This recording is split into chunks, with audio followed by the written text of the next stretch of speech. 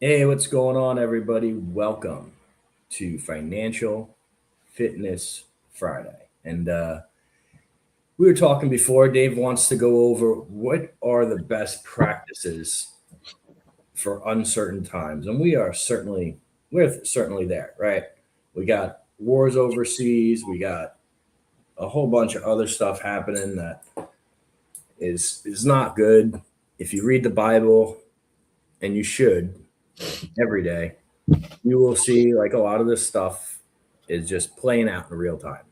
Okay, so what I want to focus on here is you focus on what you can control. Okay, because there's a lot that you can't in these situations. You know, so let's talk good financial habits. One, pay down all debt that isn't serving you. Okay, live in such a way that you live off way less than what you actually earn. Okay, which means you can save and you can invest. That's always a good practice. Okay, assets are always key, right? I would say that Bitcoin coming down the way it has been and dropping gives everybody an opportunity to get in. Okay, so I would do weekly buys here with what you can afford. And on top of the weekly buys, anytime you see Bitcoin drop 3, 5% or more, load up with any and all disposable cash that you have. Okay. Another thing that I think would be a good practice is think about what would happen if all the power went out. Okay. If all the power goes out, how do you buy goods? It might be cash, it might not be, but gold and silver will always work, especially in small increments. And there's a bunch of places you guys can buy it. And gold and silver has been on a tear. All right. Gold and silver goes on a tear when there's times of high uncertainty, right? When we think there's a lot of inflation, when prices are going up. So it's a good store of value for now. Okay. And those are just good, wise practices that anyone can implement. Now, if you own a business, obviously you want to be growing your business as much as you can, but you should have the same types of practices when you're growing your business as you do your personal life. What do I mean by that? Well, if your business is $100,000 a month business, don't be spending 120. Okay, spend 70 and figure out how to get that 70 down to 65, and then from 65 down to 60. Right? Maintain adequate cash reserves. Like these principles that we're talking about here are all work whether you're an individual or an entrepreneur. And if you are both, you need to have those disciplines and those habits locked in for you and the company. All right. You want to maintain, like in times of uncertainty, you want to maintain the highest amount of flexibility. What does that mean? You have cash, you have a way to a way to buy and sell goods other than using cash. Okay. You have inventory. You're paying off debt that doesn't serve you. What is debt that doesn't serve you? Anything that isn't producing a return on investment. All Yeah. right. I'll give you an example. I just closed yesterday on the biggest property I've ever bought, 36 units. Okay. Um, it Awesome. was, dude, yeah. Yep. 36 units. It's got massive rental rolls. I have a partner in it, so it wasn't just me.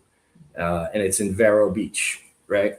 And that's exciting, right? It's very exciting, and it's an asset. Okay, that debt absolutely serves me.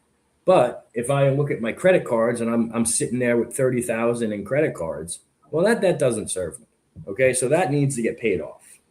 All right, any debt that isn't producing return has got to go, and it's got to go with a quickness. Okay. If you guys can do that in all these different areas of your life, you're going to have high flexibility.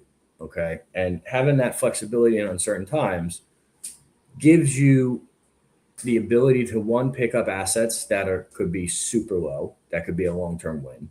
Two, it allows you to make pivots and adjustments, right? So you're not stuck, you're not pigeonholed. All right. If you are in a position where you're stuck, you have to really right now, and a lot of people are. And that's why I'm bringing this up. When you're doing these things, you have to. Thank you, Giselle. When you're doing these things, you have to find a way to get unstuck, and that's got to be the priority. Because I think if you have the right habits and you stick with them and you maintain a high level of flexibility through this, you'll be able to take advantage of opportunities or pivot for emergencies. Dave, what are your thoughts on this? Yeah, man, and kind of dumb it down, and bring it to Main Street a little bit too. Guys, those of you that you're either are business owners or you're newer, or you just every day you go to work and you come home, start getting rid of some stuff too. Like sell some stuff you don't need. I'll tell you what, like once a year, I've been having fun with it. And my neighbor, leverage other people too. My neighbor, she's retired, helps me out a lot of this. Hey, can you sell this for me? Can you do this? I have all this kids stuff. Just sell it. Right? Boom, boom, boom. Done. Just like that. Right? Get rid of stuff you don't need. I think we have a problem in this country where everybody just likes to collect shit. We're hoarders and we don't know it. We buy useless stuff. We hang on to it. Oh, my kid had this when he was 2 and now he's 16. Like what are we doing here? Just get rid of this shit, dude. Like you don't need it. If you're, so that's another way to supplement your income, right? Just by selling, you don't know how much useless stuff you really have. And it's always been my philosophy to live lean. My dad used to say that all the time. My dad's a really good example. He was a big car guy back in the day. And, dude, I think one time he had like 10 or 15 cars and nothing. They were all great, ran great, were in great shape, right? It's not like they're rust buckets and just sitting there collecting dust. He had them, but that was a passion of his. And it's like, look, some of these are going down in value. They cost money to insure. They got to register. There's still maintenance even when you're not driving it. He's like, I like to live lean. When I'm older, it creates less problems. I want less problems in my life. And that actually stuck with me a lot, like living lean. There's a lot of stuff. I'm not saying don't enjoy life, but there's sometimes where some of these things that we have, you unload, you can always get them back down the road. What's important. You can't take the shit with you anyway, man. Potentially cheaper. Yeah. Well, listen, when you go, all the stuff staying behind. Mm-hmm. You know what I mean?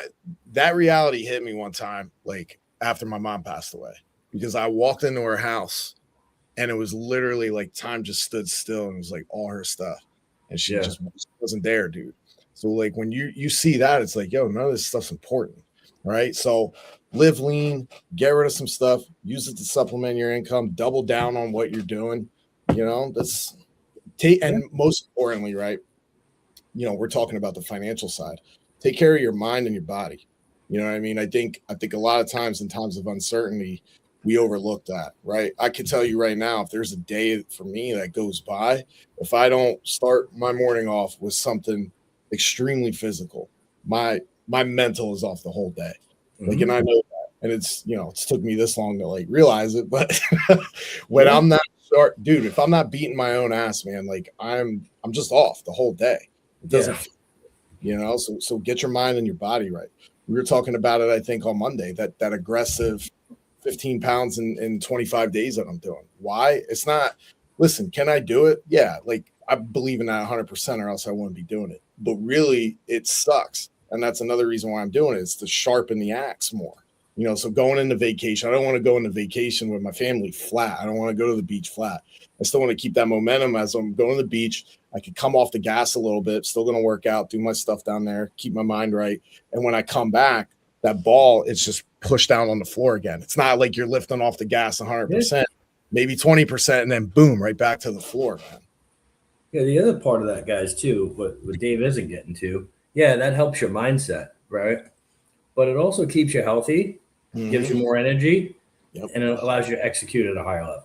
And I would say the same thing about your faith, right? In times of uncertainty, that is another place that you need to dig deep into.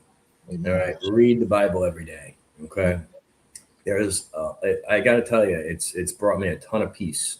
Okay, doing that, and I'm grateful for it every day, right? And so it's people say balance, live a balanced life. I'll tell you, I don't think that's accurate.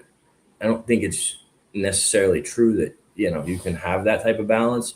But what you need to do is you need to find a healthy balance where you're taking care of all elements or areas of your life, to go out and produce and go out and win, right? And if you can do that in these uncertain times, well, when it does get back to normal or back to better, you built the habits, you have the discipline, and now you have a big advantage over everybody else that you're going to be competing against.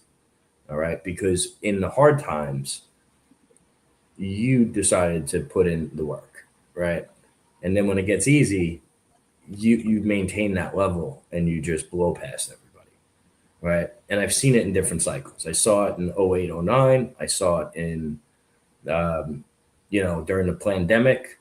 And the guys that crushed it are the ones that really focused on that discipline, those habits, and they didn't change, right? And if anything, they got tougher on themselves, harder on themselves, and they came out the other side great. So that's the goal here, guys. That's what we want for you. So hope this helped. Keep crushing it, and we'll catch you on Mindset Monday. Great, y'all.